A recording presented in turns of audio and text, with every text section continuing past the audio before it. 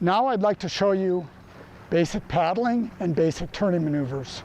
So again, I know I've reminded you a couple times, but I'll probably do it a few more times. Make sure the entire blade of the paddle is in the water. Keep the shaft of the paddle really vertical. And that'll help the board track straight. So you're paddling along and now you're wondering, well, how do I turn this thing? We're going to do something called a sweeper stroke. You start at the front, engage the whole blade, and just paddle a really wide stroke just to the midpoint of the board, 2 or 3 strokes like this. You can see how it turns the board readily. And as you're getting some momentum, you can also do a reverse sweeper where you switch sides with the blade and do a reverse sweeper from the other side. This will allow you to pivot the board around in a very, very small space.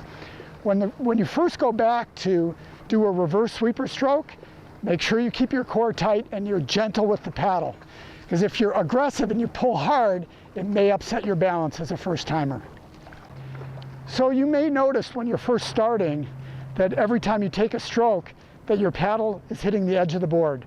That's a very typical thing for beginners, and the way to avoid that is when you reach forward to do your stroke, to put your paddle blade at a slight angle out.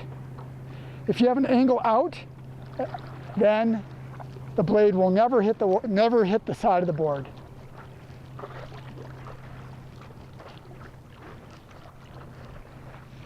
I want to make sure that when you come into shore, that everything goes really smoothly. So what I'd recommend is as you're approaching shore, hop down on your knees, straddle the sweet spot for balance and comfort again, and paddle in on your knees. And when you get into water that's about knee deep, hop right off and carry your board in.